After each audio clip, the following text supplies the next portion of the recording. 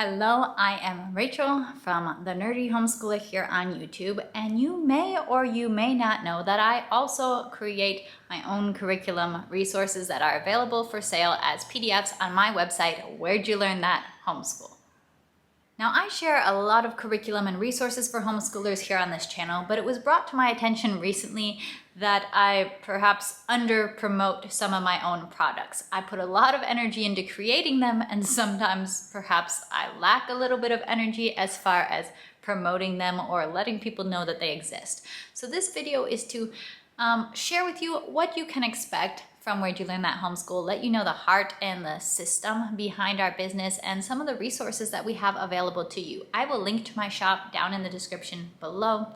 Now, the first thing that you should know about Where'd You Learn That? Homeschool is that affordability is a key priority for our business. When I started my business from the very beginning, I knew that I did not want to be out here making $50 PDFs that are full of color ink so that families have to spend even more money on color ink just to print them.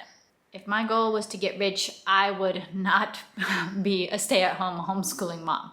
So that's not my goal behind this company. My goal is really providing affordable, practical, easy-to-use resources for homeschoolers, and I want people to be able to use our resources. That's my goal. So a lot of the products in our shop are $5 or less. Even more of them are $15 or less. So there's a lot that are really just a small amount of investment for a good product. The only resources that we have that do have a higher price are our full year media programs. And with those are like Curious Kinder or Ancient World History. These are in-depth full year programs that a lot went into, and they offer a lot. They offer parent guides as well as student books with pages for students to complete throughout the year. So those are a lot meatier, and so those have higher prices than the smaller individual products and units. So we do have a few more costly products now, but the most of our products are very, very inexpensive. And even those that do cost more, they offer a very good value for money. That has always been a priority to me. Number two thing you should know is that we design in black and white whenever it makes sense to. And this is to help you keep costs down for printing and just to make things easier for printing, make your life a little bit easier if you don't have access to color printing. So for example, this Ancient World History parent guide, the whole entire thing is in black and white. We've got maps in here. We've got a couple of cute illustrations. Only the cover has color. Now, there are some products we have now as we have expanded that do have color and that do need to be printed in color. And it's when it's something that genuinely needs color. Like, we're not going to have an art history study with no color, because color matters for learning about art. So when color matters, yes, we have color. But if color doesn't matter, if it can be done well in black and white, we just do it in black and white. We don't include, all the color just for the fun of it, because we are trying to keep prices low. Number three, it is not just me making this curriculum. This is truly created by a homeschool family, each working within our own strengths. So my mom is the one who has written most of our Bible resources, including Excuses Exposed, which was her baby, something that she dreamed of for really tackling the problem that excuses can be in the lives of our children. She also created Elementary Exegesis for teaching exegetical Bible study principles to children. She also wrote our hymn studies and song studies. My sister, Mary Grace, is an art educator currently pursuing a master's degree in painting, and she is the artist behind a lot of our illustrations. She makes our cover art. She makes a lot of the line art for our workbooks, our student pages. So we have zero AI art. We are supporting and promoting the work of a homeschooled young artist through this, and she has just done amazing work. So she created this amazing cover for Ancient World Art, but also I want you to know that it was her expertise that went into creating these lessons and these projects. I did write some of the lessons because that is my strength, is in writing, but this was all her ideas. So this was not created by just some homeschool mom searching the internet for what to teach about art. This was created by someone who is an expert in art, someone who is an expert in art education, has this passion and expertise in art history, and was directing and guiding how are we going to teach about this to kids and make ancient art history come to life for kids. So this was a big collaboration between my sister and me, and that's something that I always try to do, is to bring in the people that have real expertise as we are teaching on a subject. We also offer quite a few Spanish resources. The Puramente Preescolar, that whole preschool series, is available in Spanish. Our Christmas unit is available in Spanish. We have Trabajando con Palabras, which is a phonics series. Aventuras del Abecedario for teaching the alphabet. All of those are in Spanish, and all of those are translated by my husband, Angel, who is a native Spanish speaker as well as a high school Spanish teacher. And I have another sister, Elizabeth, who brings her graphic design skills to some of these resources and helps me with some of the product design. So this is truly a family business where we are all bringing our skills and our expertise, working to make products that are high quality for you guys to use and enjoy. Fourth thing you need to know, and this is something I've realized that a lot of people don't know.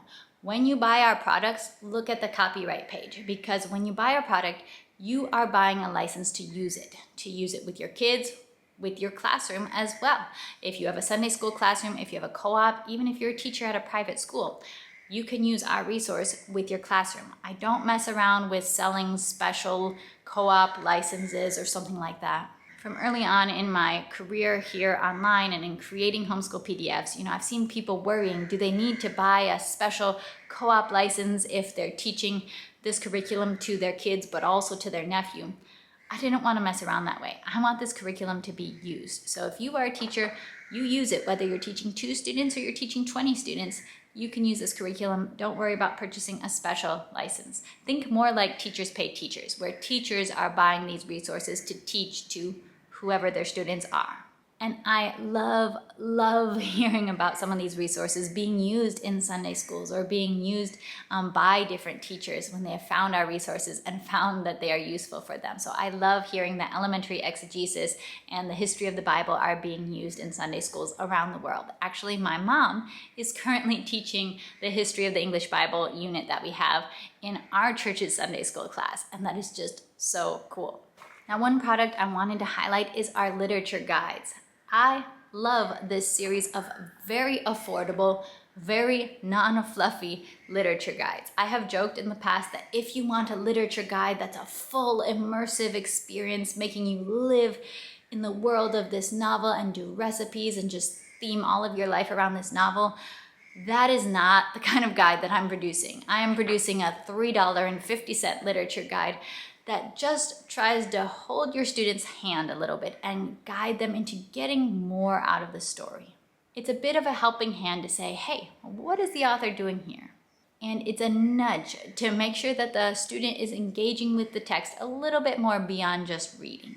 I'm not adding a huge workload. I'm not beating a book to death because I hate that. I feel like it steals the fun of reading books, but I am giving a student a nudge in the right direction. So here's an example from one of the series I'm very proud of. I have the Lord of the Rings trilogy. I have guides for each of those. And this is just what it looks like. We have a 1-page student page that goes with each chapter. There's a before you read little segment, which includes any vocabulary, then an after you read segment. And here's where you're gonna have student responses, but there will also be writer's notes. And here's where I'm giving some notes related to the craft of writing. These writer's notes, these are not about like commas and periods and quotation marks. We're not talking about that when we're reading Lord of the Rings. We're talking about what is Tolkien doing here, and can we notice the effect on the reader of his craft, of what he is doing. So this is something I'm very passionate about. I actually really want to get back into making more literature guides in this series. If you have any titles you would love to see literature guides for, you can always give me suggestions. I do try to hear your suggestions. And we have maybe 13 books now in the series, and I'd love to keep adding more when I have time. Next thing you should know is that we do have holiday units available, which are perfect for when you're at that point where you're like, yeah, I want a little break from my normal homeschool routine. I would like a different morning time plan just for, this month around this holiday. So we have the 25 Days of Christmas, which is available either completely in English or completely in Spanish. in which you are basically counting the days of December all the way till Christmas with daily menus of readings and activities, and each day is focused on a particular symbol or tradition of Christmas. I love that. My sister created beautiful original artwork to go with that. And then we also have our Easter study, which is a morning time guide. And again, I feel like I have more ideas than time always. This morning time guide, I'd like to follow this structure and add more to this series as I have time to do so. But in this Easter study, you have scripture, and then you are also focusing on history, hymns, and handicrafts. So our history focus is on the history of the time when Jesus lived, getting the historical context of his life. We have classic Easter hymns that we are learning during this study, as well as Easter handicrafts. And with each handicraft, we are learning about how this art form has been used in worship and the appreciation of God throughout history. And then I wanted to end this video with explaining the course progression that you could follow if you stumble across Where'd You Learn That resources and you want to just take the long distance ride with us. We have quite a few resources for different ages. So with your 3-year-old, you can start with purely preschool units. You can pick and choose from these. You do not need to use all of them. Some of the most popular ones are the season ones: spring, fall, winter, summer. Those are not my favorite though. I have to admit my favorites are probably food and night and vehicles at work, but do remember that I'm a boy mom. So maybe that's why vehicles at work has such a special place in my heart. Once your child has started to grow out of the purely preschool stage and is ready to really begin mastering the alphabet, then we have Alphabet Adventures, which is ultimately an alphabet mastery course, but it also has a parent guide with a lot of suggestions for hands-on activities, videos, books that you can read with your kids, so you can make it as simple or as full and as rich as you really want to. After Alphabet Adventures, you can move on to the Curious Kinder, which was my vision of the most fun kindergarten year ever. That was basically my goal, of just reading really amazing books, exploring the world through the Over and Under series by Kate Mesder, having an absolute blast. This one has a very special place in my heart. Also, I am currently like halfway through it with my own kindergarten son, and so perhaps that's why. It just really makes my heart sing. This is a delight in our days. After the Curious Kinder, you can move on to But First Fairy Tales, which it's not only fairy tales. This is all forms of classical tale structure, the main types of classic tales. So we have tall tales in here. We have trickster tales. We do have fairy tales and fables as well. So we have our classic tale structures, and we're teaching our children about basic literature elements through reading these classic tales. And you won't get bored of reading classic tales because we include a lot of new and variety of picture books in here as well. So this to me is a great mix of the old and the new. We're getting to read all the classics, but we're not getting bored of just reading classics because we're also getting to enjoy the wonders of new children's literature as well. After that, your child can move on to ancient world history, learning about ancient world history through literature. And coming up next will be medieval world history. I have quite a bit of work still to do on that one.